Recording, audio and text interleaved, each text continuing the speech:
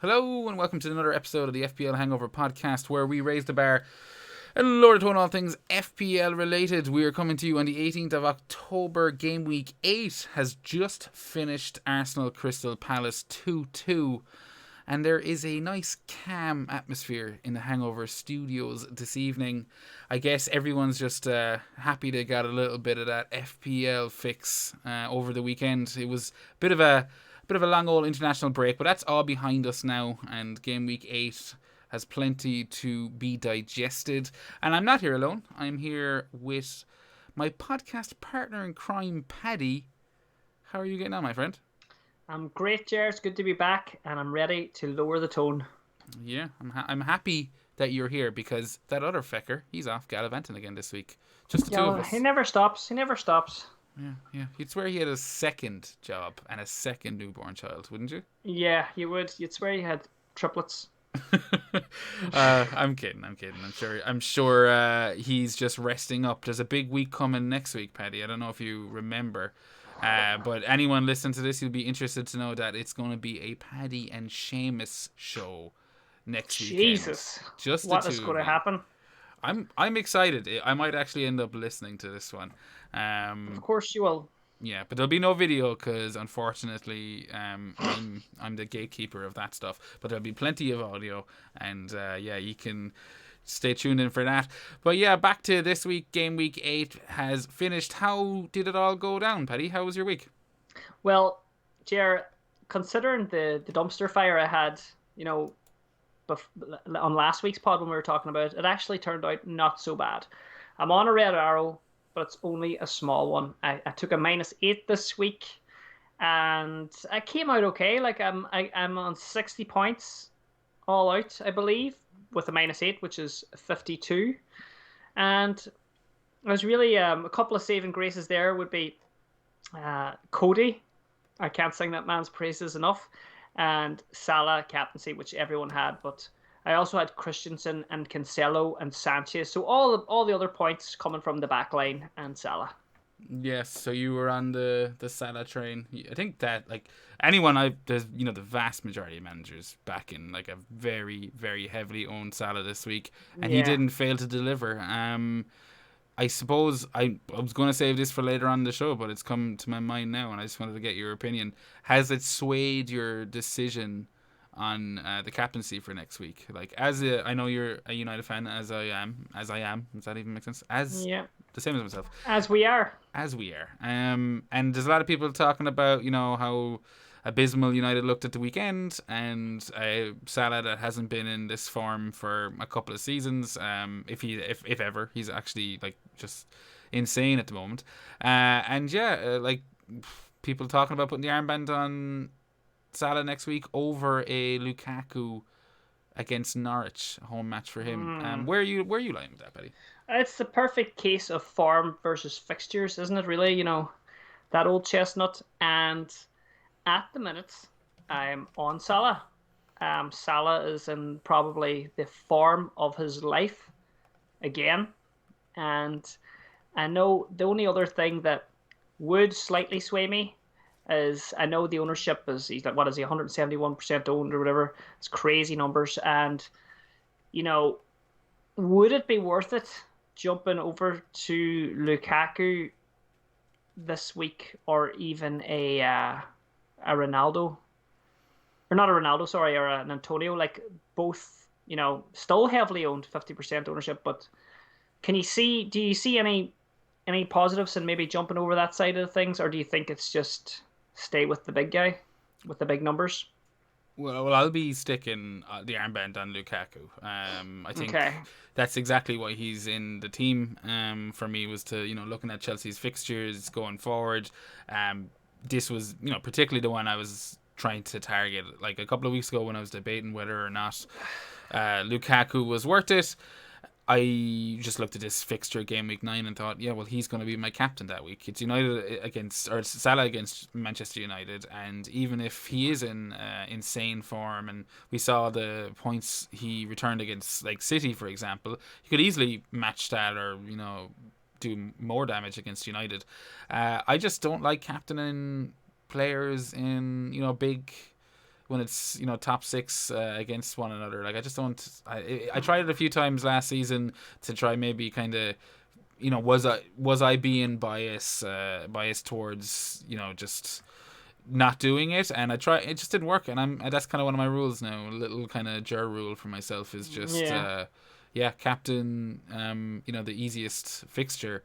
I know it sounds really simple when you say it like that, but there's weeks like this when like there's no like I can't argue against captaining Salah, other than I just think why have Lukaku in your team in a home match against Norwich if you're not going to captain him there? Why have that money there? Yeah, like I don't have I can't battle you on that, nor do I want to really but I mean, Salah, the form is there. United are shite. The defense is shite. There's no Varane, there's no Maguire. We've seen what Salah could do against City. We've seen what he was capable of there. His passing even. His confidence is high. Lukaku's kind of on a low. Yeah. He's not firing. We have Werner seeming to get minutes now. Yeah, I mean, I don't think that affects Lukaku really, but I mean, how it plays into the Lukaku situation is that we see Tuchel trying to work around Lukaku and bring him a bit more into the game. He's changed from, was it Havertz and Mount behind Lukaku to now two up top, with Werner playing alongside him instead. So I think there's obvious kind of tactics being put in place to try and get the most out of Lukaku. I would be worried about Werner's minutes. I'm like, no. It's like, what if he goes back to Havertz, Mount, or something similar like that? But yeah, I mean, all in all, I think I'll be putting the captain's armband on Lukaku this week. It's weird that we've started with captaincy talk. Yeah, but that's the flow, Jer. And it's also worth probably noting that, even though Lukaku's, the numbers aren't there, the eye test has been good enough. For instance, did Buemo hit the post and then Lukaku ran straight up the other side and scored? Was that another goal disallowed for him, or it was ruled out? Ruled off for offside. Was it right? Okay. Yeah, and it was rightly offside. I'm not entirely sure if Lukaku was offside or if it was the ball to. I think it was Werner played him in. I can't remember which is which, but the ball was in the beanbag, Yeah, and when it went in, I was instantly like, yeah, there you go. Yeah. There's your Lukaku goal. Yeah. So, and I think there was something happened the week before, but anyway, don't quote me on it. But yeah, he's there, he's in and thereabouts. I mean, and look at Ronaldo as well.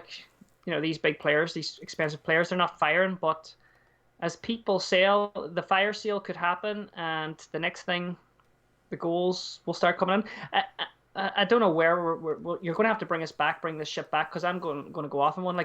It's nearly time that Kane's going to start entering teams very soon if these two guys don't start putting the ball in the net. Well, I mean, Kane had a decent week this week, but I think there's a striker that's probably ahead of him in the queue. Mr. Jamie Vardy has he's been making a bit of, a few waves, a few ripples in the ocean of FPL managers. Quietly. Yeah, he's been on an insane form. I think he's got 8 goals and 1 assist now, or something like that. Crazy run of form. I'm not looking that way. Have you looked over to your right?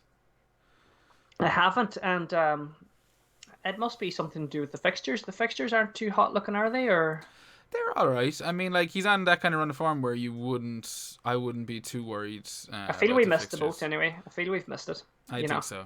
Leicester's upcoming matches. Brentford, we've seen what Brentford are capable of defensively, so you're not going to be, looking to target that. Not as a captaincy anyway. You've got Arsenal, Leeds, Chelsea, Watford, Southampton. So kind of a mixed bag in the next 6. But you mentioned Kane. Everyone, I suppose one of the big talking points this week, and you alluded to it in your headlines, was the Sun, key to the COVID cure. All of a sudden, it breaks on Friday night, I believe it was, that Son has tested positive for COVID, and he, most likely will miss the match, as everyone would assume. He's got a positive COVID test. So all of those unlucky FPL managers that had transferred Son or transferred out on their wildcards were pretty shocked to wake up on Sunday and see him starting for Spurs. I was pretty surprised. I didn't I think was so. shocked too. Like I broke the news to me WhatsApp casual friends. That no, I didn't actually. I think we were speaking about it after, and they all had him, or a couple had him. Had Son, and I was like, how did you have Son? And then I realized they don't live their life on Twitter like I do.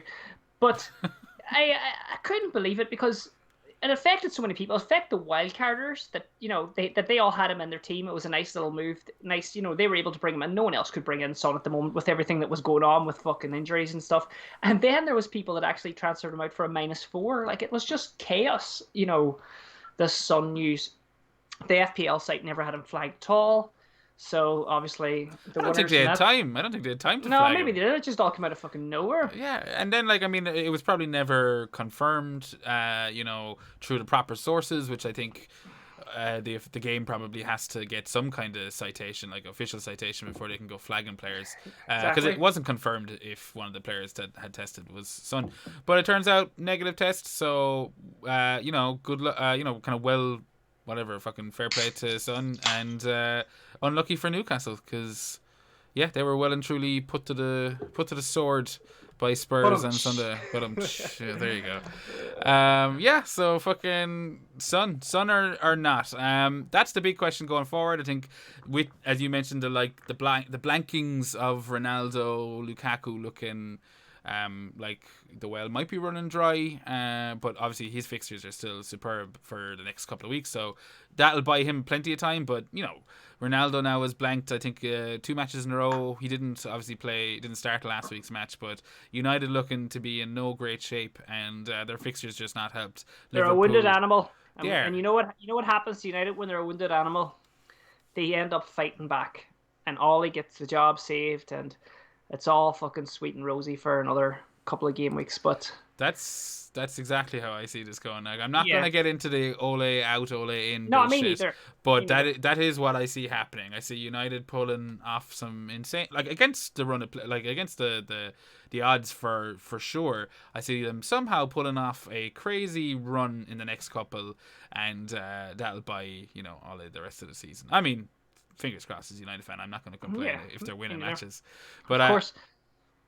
no, I was just gonna say, like, are you Ronaldo out? Is that on the agenda? Well, no. Well, I hadn't. I think I was gonna roll the transfer, but me and you had a chat before the podcast went on the air. And to be honest, I hadn't properly looked at the team. But Jer, looking at the team, I have fires to put out in the team. You do.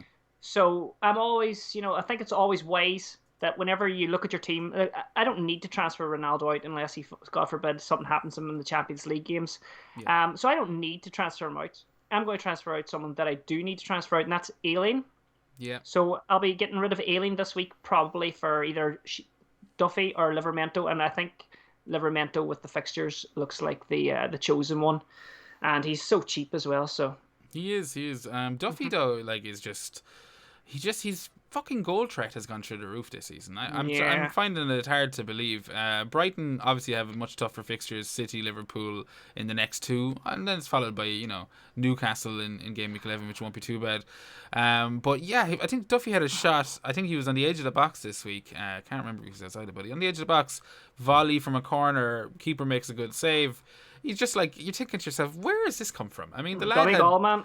well, I mean, he's completely turned it around, and I hope he can keep it going. And I'm so happy for him Throughout the because he went season. through such a shit fucking time up in Scotland, and he's back, and in his personal life as well. He went through a lot. So I'm glad he's back and he's fucking playing good football again, and he's happy and he's a smile on his face.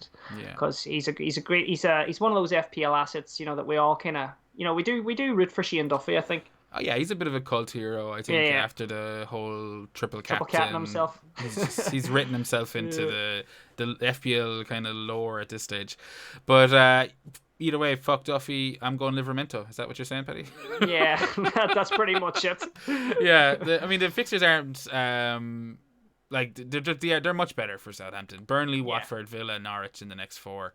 I mean, and for a cheap, less sub 4.5 defender, I wouldn't be overthinking it. I think he's the way to go. I'm actually surprised you didn't have him in the team, but I did at the start. He was in my Game Week 1 team, and then I wildcarded and I got rid of him. And that was because there was a lot of fear mongering about some defender coming back for Brighton. I can't remember, was it Veltman or somebody else, and Duffy was going to lose his spot and all, and I just should have. Anyway, there was a couple other like shiny new things that I want to throw into the team at the time, and it just kind of fucked my team up. And I'm only after getting back to somewhat of a stable looking side at the moment. Yeah, back to a -8. Yeah, well, I needed the -8s, fair enough. I know you're, look, I know, you can have the mic in a minute. I know you're ready to fucking roast me, okay? So before you do, I'm just going to say, I had to do that -8 because I'd made a silly early transfer, Which a rage transfer, because I was feared of my life of Traore dropping in value, okay? And we all know what Traore done, fucking Murphy's Law. But forgetting about that, that was 2 weeks ago. And I brought in Rafinha, and I was happy with that transfer. I just had the exact money to get Rafinha in, and I wanted Rafinha in. And that was my transfer, and I thought, you know what, I'll relax now for the international break, and everything will be nice and fucking rosy. I'll have a few wanks, and it'll be deadly. And no sooner had I fucking got the cock out in the hand, the news of Rafinha. Don't try to distract from your cock up here, pun intended. With silly metaphors, okay? I do have some roasting to do. I actually go on ahead, fucking roast me then. Yeah, no, it's just because I think last night, poor Mrs. Hangover, whatever, she had to listen to me, drunken, surprise, few drinks in me, going on about how angry I was at your first transfer that week. So you're having fucking drinks for your missus, right? And you're giving out about me, drunk and ranting. That's just, you know what that tells me? It tells me that you care, dear. You're damn right I care. Damn right I care. Because you come on this show and we can't give a lot of advice because it's fucking FPL and hashtag play your own game and all that bullshit. Yeah. But there is certain fucking rules in the game that if you just play by them, everything goes smoother. And one of those rules is not making transfers in the middle of an international break. 100%. So I just wanted to draw your attention to that, and I thought it was my job as a friend and a podcast partner. Yes. To just air that out in public. That's what they say, don't they? Always air your dirty laundry in public. Yeah, always air your dirty laundry. It's best to get it out of the way, And you know what? I 100% agree. But like, I'm a passionate person. I don't plan things. I'm spontaneous. I was about to do a transfer there a wee while ago. Yeah, I know. Stop me. You had to shout down the fucking mic. Before the pod, just to put into context for anyone listening, before the pod, I prepped Paddy and I said, look, I'm going to have a go at you for this this move because it could have been avoided very easily, and you'd be up 10 points or something like that. And all of a sudden, you have a fucking insanely good game week. But we had that chat, blah blah, grand. I go out, come back in, and then we were chatting about your defense, and you're all of a sudden you're going, I'm going to do that now. I'm doing that right now, and I'm just like, Paddy, like there's Champions League this week, you're just fucking. But it's okay. I'm just going to do Ailing to whoever. Like it won't matter, and I'm just like, yeah, unless fucking Salah breaks his leg or something like that. Yeah, exactly. So moral of the story: don't do your transfers until near the deadline or the Friday. There's Friday deadline this week. So exactly, it's kind of one of your out another, because I know you're going to stick a message into the group chat tomorrow and it'll just be your transfers, and I'll be like, no, I won't, because you know what, there'll be no price rises between those guys or drops. I think the only guy dropping probably this week, and I don't even know, but it has to be Ronaldo, right? I don't know. There might be mass sales because he's playing Liverpool, and this was I think a lot of people had planned to drop him anyway, maybe even the last game. I think people have dropped him the week past there as well. But anyway, just go back there. I did take a -8, and I kind of was forced to then, Jer, because Rudiger went out, okay? I already had Rafinha fucked off. Okay. And I had another problem then. I can't even remember. I had Torres. Yeah, I remember I was giving Torres the big speech in the last week's pod. I was like, Torres is going to do it. He's my boy. Free Ferran. And then right after the pod, or the next day, into the WhatsApp group, Seamus fucking sent the little message in. You could just picture him like fucking, I don't know, either loving it or like giggling nervously, or I don't know what his emotions were, but he was probably sick for me as well at the same time. But No. Torres broken foot. Seamus probably didn't even know you had Tars. Seamus just exists in his own in Seamus land. Right. Okay. That's it. I'm not happy. I'm not happy with it. You know. Uh, and yeah, Seamus had Cody as well, which was pretty cool. Yeah, me and him, we can bond about that next week when you're not here. Thank fuck, because I don't want to be listening to it. But poxy shit's coming out of that. As I said to you before we hit record, I knew you had Cody, so I was I like, started him. Yeah, you started him, and I was happy. I was like, okay, go on, fucking like that'll put the cat amongst the pigeons. And no sooner had I done that, and I realized Seamus was going to get him off his bench as well. And does that mean I deserve the points more than Seamus? 100%. Yeah, it's okay. I think there should be a minus point for players coming off your bench. I'm just saying it. So Seamus should just get 6 points for Cody. Exactly. That's pretty fucking cool. I mean, hey, if anyone from FPL Towers is listening to this and they want some more sage advice on how to improve the game, you can just hit us up on YouTube, FPL Hangover. Feel free to subscribe there, FPL Towers. Just hit the button, hit the bell as well. That will give you notifications, and do the same for all of the platforms. But you never asked me about my team, Petty. Oh, well, I was getting there. So 20 fucking minutes. We started this 20 minutes ago. Well, for fuck's sake, how was your team then? How was your fucking team? Good. It was good, actually. Yeah. Well, that's good. Yeah. Well, tell me, who was your cap? You Salah. Well, who were your big hitters? Big hitters this week. Defense, I suppose. Like that was the big thing. Like the week itself, it's worth knowing, especially if you had a bit of a poor week and you need a bit of cheering up. It's one of those weeks where, like there wasn't mass gains made by anyone. I'm not seeing massively high scores. Everyone kind of got a bit of something. The clean sheets for me, Cancelo, who was my transfer this week, Shaw out to Cancelo, smooth 6 points. I was like, grand, there you go. I'm fully expecting him to be rested next week, considering the mass pep roulette that went on this week with Diaz being benched. I'm this close to going Diaz instead of Cancelo because I thought Cancelo would be benched, and I went, no, just fucking play the odds. They'll both be benched eventually. But yeah, Cancelo, Trent, I still have him, so I got a bit of that Liverpool action, and then Sanchez, 4 clean sheets in 8 now for Brighton and for himself, so very happy with that. Nothing really, no other returns, frankly. Livermental clean sheet as well. Yeah, so all clean sheets, and then Salah's fantastic performance, just keeping the fucking scores up high. Yeah, just keeping it all nice. That was a great week you had. Like, considering the average is like, I don't know if it's going to change, but it's about 43 at the moment. Yeah, all in all, I got a score of 59, and that gives me a green arrow up to 80k. So brilliant. Jeez, top 100k, fam. Yeah, it's still early days yet, though. So, I mean, that can all change in a fucking blink of an eye. Yeah. Looking forward to game week 9. Is there anything that's standing out to you? Any fixtures that you're looking to target? We kind of touched on this. I guess the Chelsea Norwich game is the one that we're all going to be looking at, and I will probably go Lukaku captain as well in that game. I don't think I could bear to put Salah captain versus United. That's the truth of it, though, isn't it? Yeah. And it's funny how like your personal allegiances can kind of come into play, and they say you shouldn't. I know if we were talking to, we're only human. Yeah, but if we were talking to FPL Hints Ash, he would shut us down straight away. That motherfucker's ruthless. Yeah, he'd say, no, you do not use your heart. You just use your head. And he'd probably beat you over the head with his fanzine. He would beat the fuck out of you with the fanzine, yeah. And pretty cool what him and Benny Blanco are doing. They are organising Gameweek 39.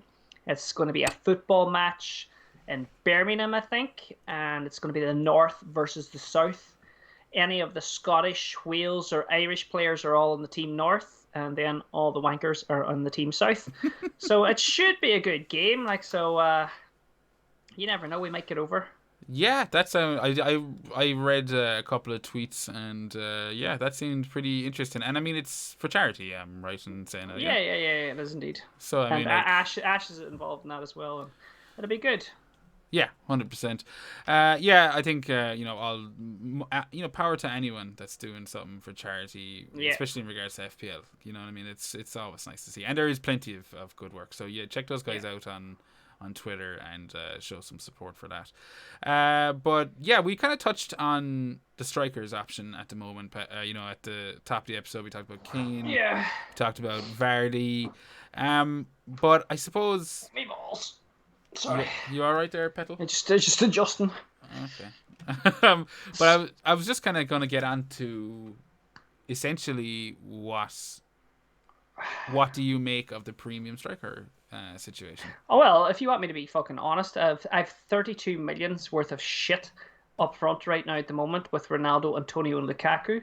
Um, what I'm secretly hoping is that people get fed up with these players and kind of move them on, and then when FPL they start to score and stuff.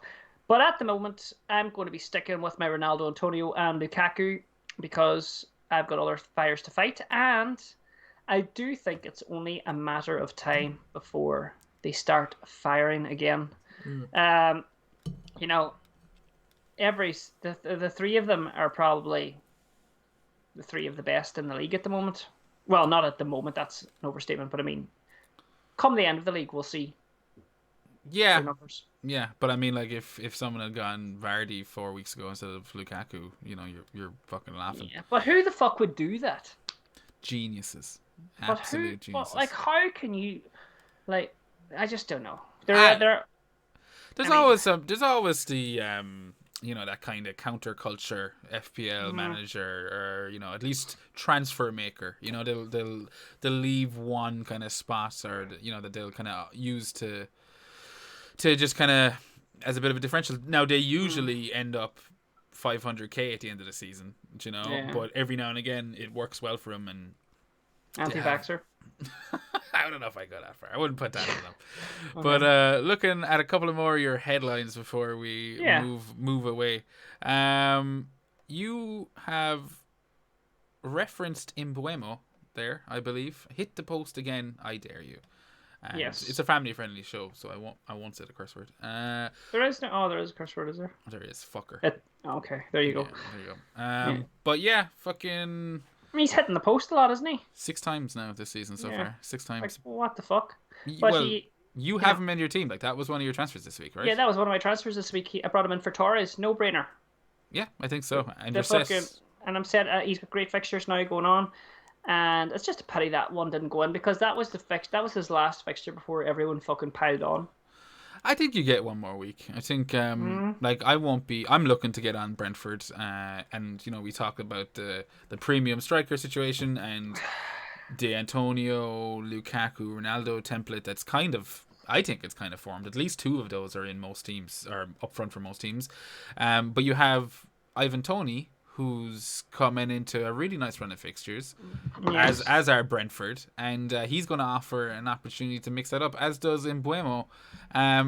Leicester this week, I'm not overly, I'm probably going to roll a transfer this week myself, so I'm happy to just, overlook that Brentford Leicester game, because Leicester are going to come out. They're coming off a fantastic win at the weekend. I think Brentford, as good as they've looked for a promoted team, let's not kind of take this out of context.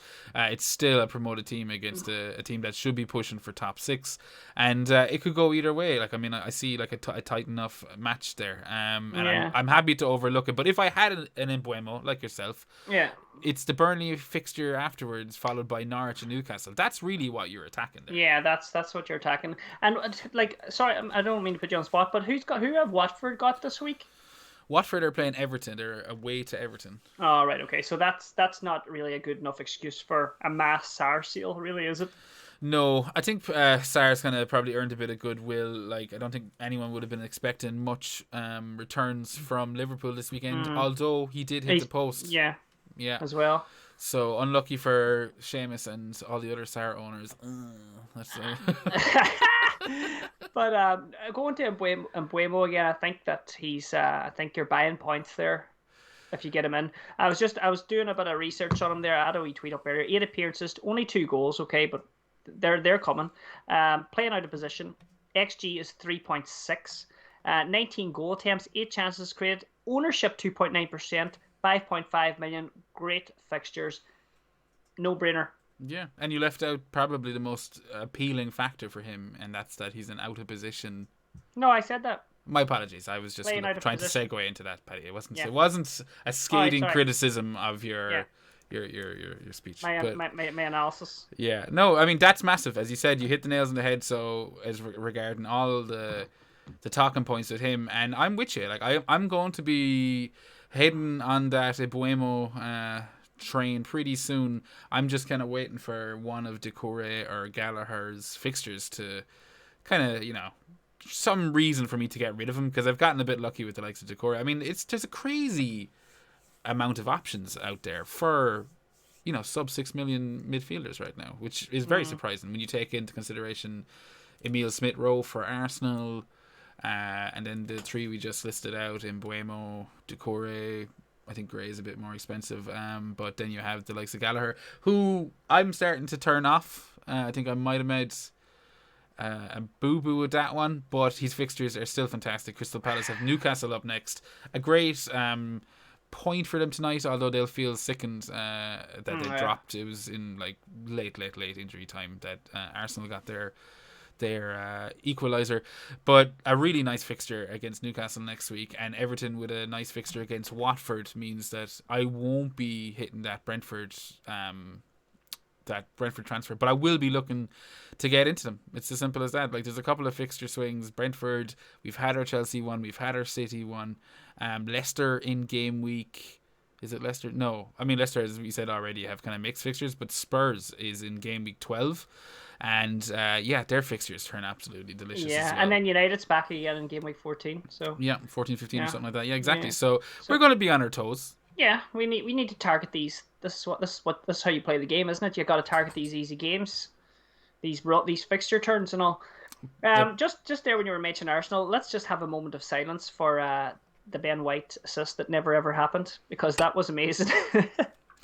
The only player I did not want to get points, him and Tierney. Yeah, well, I mean, the Tierney wasn't too bad, but in a week where there was so much benching this week, like we mentioned Pep dropping, Diaz dropping, Walker. We didn't mention Tuchel and his a completely fucking new defense in the starting. Malang Sarr, Chalobah got some more minutes. Oh, it was crazy. That's right. So no Rudiger, no Thiago Silva, but you got your Christensen. Yeah, clean I got sheet. my Christian. Oh my God, thank God. No Alonso. Chilwell started and got a 15-point return. So anyone that rolled that Chilwell card last week is still reaping the benefits. Although a bit fortunate, if you ask me. Did you watch the Chelsea-Brentford game, Paddy? I didn't see all of it. I didn't see that Chilwell scene that you're speaking about. Yeah, he didn't miss much. It was a pretty kind of fortunate ball out to him. And a good finish. But when you look at the game after the 90 minutes, you kind of think Chelsea got away with one here. Brentford played fantastic, and if it wasn't for Edouard Mendy, I think we would have seen some point returns especially for like the likes of, I was going to say Mbuemo, but I can't remember if it was him that, like, he just hits the post. I don't know how much Mendy had to do with that. But yeah, Brentford were unlucky to come away with nothing there, and it just kind of strengthened my belief in targeting them for their fixture swing. Pretty much game week 9 onwards. Edouard Mendy, 6.1. People are talking about, is he the most secure option in the Chelsea defence? God. What are your thoughts on premium goalkeeper? I know it's something that we've probably talked to death about, but I thought you'd never ask. Hate it. Fucking hate it. Why? Because you know why? I'll tell you, this is my madness here, right? A premium goalkeeper, right? He's nailed, okay? Okay. Right? Imagine having Christensen, right? And he doesn't play. And then you get lovely Livramento points off the bench. Or, Cody points or whatever. I know what you're going to say, but what if Mendy gets the clean sheet? Yeah. There's no excitement in that.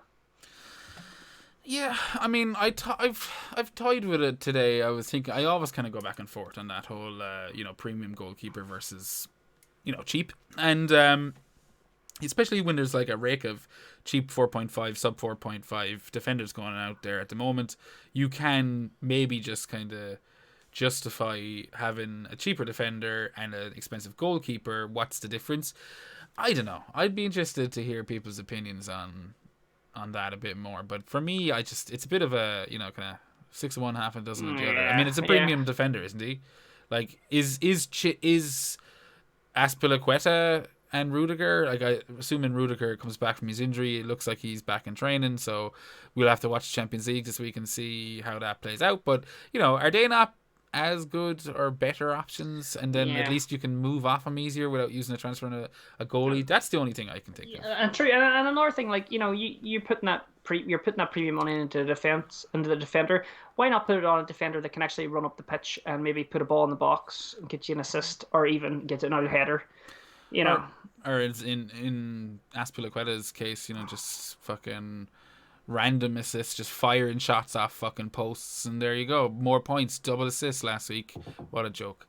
Joke. Absolute joke. But yeah, you mentioned it there, Paddy. There is a Friday kickoff this week, so a little bit of a safety announcement. If you're kind of like me, you get into you're kind of a creature of habit. You look forward to your Saturday deadlines and that kind of. Especially at the moment, I started playing Fan Team and not Fan Team. Drafts. Hashtag ad.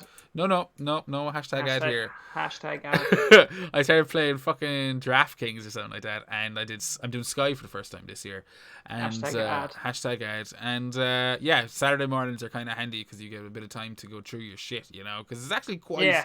You see lads out there and they have 7 or 8 different teams, and I'm just going, how can you concentrate on that? I can barely handle the ones I have. But Friday night kickoff, so 1 to Worth. And who is the kickoff in case all the casuals out there don't even know? Like, yeah, I don't know. I somehow don't think there's a casual listening to this. I seem to be pretty fucking dedicated. Arsenal Villa is next Friday. That's on Friday. Okay, Friday the 22nd. Let's go, Smith Rowe. Yeah, there's going to be a lot of Arsenal FPL managers for Arsenal players kind of wondering now. I mean, Saka went off early at halftime today with a boot in the fucking Oh my calf. God, that was a crazy one, wasn't it? Because after Arsenal had that emphatic win against who was it? When? Remember they had a couple of weeks ago where it was Spurs. They scored was it Spurs that they beat? 4-1 or what was it? 3-1 is in my head. Smith Rowe got a bunch of goals. Yeah, and then it was people are like, oh, Arsenal have turned the corner. Yeah, which they always say every year. Yeah. Sure, I'm part of it. That's why I have Smith Rowe on my team. But I went for the cheapest I could see in there, and I know people went Saka as well. But God, yellow card and off it pulled. Oh yeah. Well, I think it was a bit of a knock. Things you love to see. Yeah, it was kind of crazy. I mean, like I'm not going to give shit to anyone that got like yourself. I never give shit. You don't give shit. Never. Yeah. I'd be happy to see some things happen, like to other players that I don't own in my team. Like Jimenez getting a brace or something. No. Why not? Because he's not my team. Never mind. But yeah, I think that kind of wraps up Game Week 8. We've talked about Game Week 9. There's only, by the time this is out, there's only going to be 4 days. And we have Champions League this week. Yeah, that's right. Jerry, you really missed a trick there to really stick the knife in me there. You could have said like Traore. I didn't want to. I feel like I started off. I think I even pulled out of the roasting I was going to do at the start. You've left it too late for me this evening, so I was kind of tired, and I think that it had worn away. I can't stay angry at you. Yeah, I know. Seamus would be different, like. Oh, if Seamus, I'd be writing chapters. I'd have a book in front of me that I can just reference. Oh, did you know in Game Week 2 when you did this, you fucking got yourself 3 points. Oh God, Seamus, I love you. Yeah, Seamus. Next up, we have the mini league, Hangover podcast mini league. How is that exciting! Been going? Yes, I'm going to pull it up on the screens there, and for the audio listeners, I'm going to read it out in my usual sultry tones. Who do I have? That's me in 18. All right, in first place this week, no massive shifts. Helen is still up in the top spot. There's only 4 points now. Just so you know, I've refreshed livefpl.net, and I'm just going by these right now. As the game week has just kind of ended, I'm not going to be. These might need to be updated, but I think this is pretty much accurate. No massive changes in top spot. As I said, Helen there, 576. Second spot, Maxim Malinovsky in 572 overall, 58 points this week. Third spot, FPL Dad, 565. Fourth spot, Mailra McDonough, 564. Fifth, the Rubber Duckies, 562. Go on the Ducky. TCal, Chris Joe 560.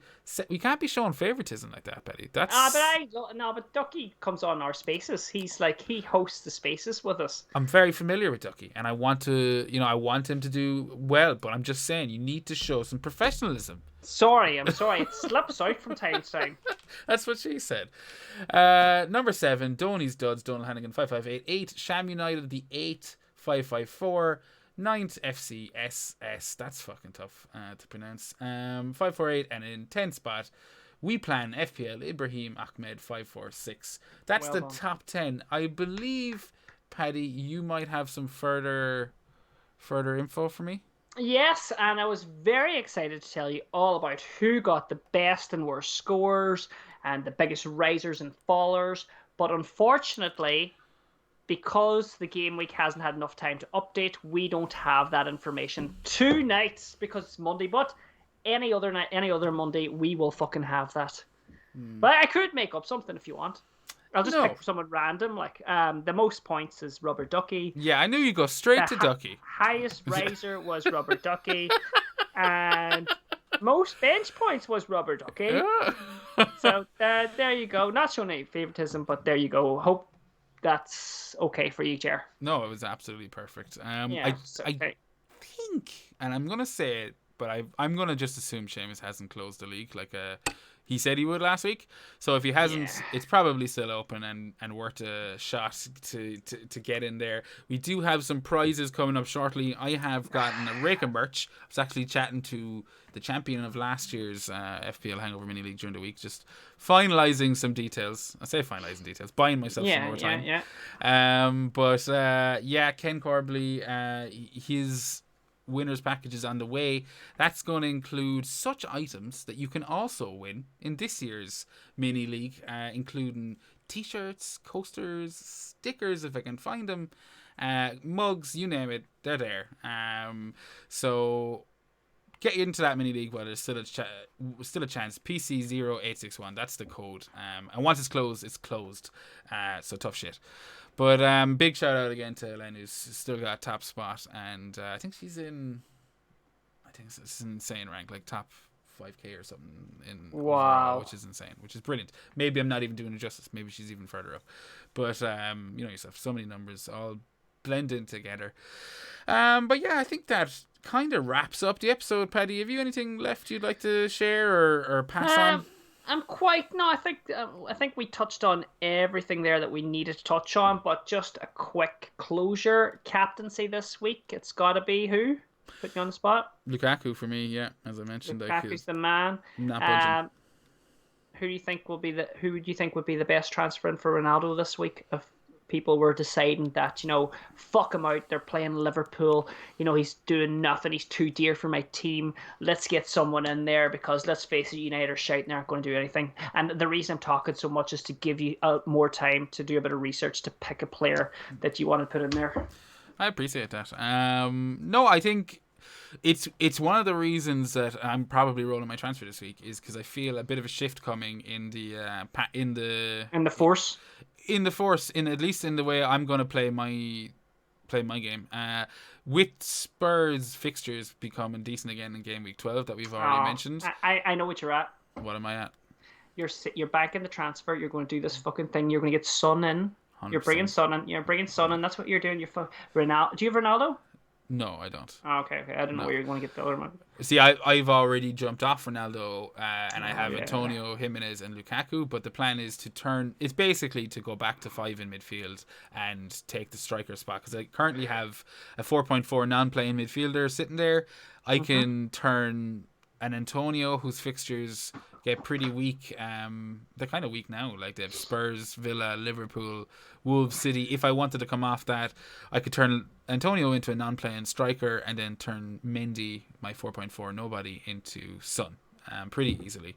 And that all of a sudden sorts out my issues. So just going back to your question of who would I be replacing Ronaldo with, if I didn't have Ronaldo, or if I wasn't looking at that kind of thing I just mentioned, I'd probably be looking at Brentford. Tony, I think, is the striker I don't have that I most want. If you get what I'm saying, And of course, without the obvious like Ronaldo to Lukaku or anything, we're assuming people have him in. Yeah, you've made your bed, I think. Yeah, I yeah. mean, Ronaldo to Lukaku is not a bad fucking shout this week, you know? Yeah, I But mean, yeah, of course, but I mean, like, I think a lot of people have got both in their team for some reason. they do. It's either that or they've kind of I'm seeing a lot of teams out there that they've made their minds up premium striker wise. You know, Yeah. they've looked at the fixtures. They know Norwich was coming up for Chelsea, and maybe the plan was always to go Ronaldo to think. And you're right. We might see a bit more of that this week, and maybe Ronaldo will drop in price. But I wouldn't hold my breath. And Patrick, I certainly wouldn't be making any transfers until the Champions League matches, which there is Never do that. Never do that. That's wrong. I am right. There is Champions League matches this week, aren't I? Yeah, there is. Liverpool's playing tomorrow. Yeah, sure. The lads flew straight to Madrid. Yeah, sorry. I just started doubting myself there, and I was like, going, have I been talking about Champions League for an hour now? Imagine. I wouldn't be surprised if that's happened before. It's all good. But yeah, I guess we'll wrap it there. Paddy, wrap it up there. Where can everyone find you, Patrick? So you can get me on Twitter FPL Viking _ and you can get me on Instagram where I don't speak anything about fantasy football at all, but it's the Viking Dippers. Excellent. If you want to reach out to us, you can send us an email. That's fplhangover@gmail.com. You can also reach out to us on Twitter @fplhangover. You'll be able to, ask whatever. That's probably your best bet of getting through to us. But they're the two options. Paddy, any last words before I wish everyone good luck? Just have a good wank, everybody. Why did I throw the microphone back over? But as Paddy said, have a good week. Enjoy Game Week 9. Enjoy yourselves. Very much so, and God bless.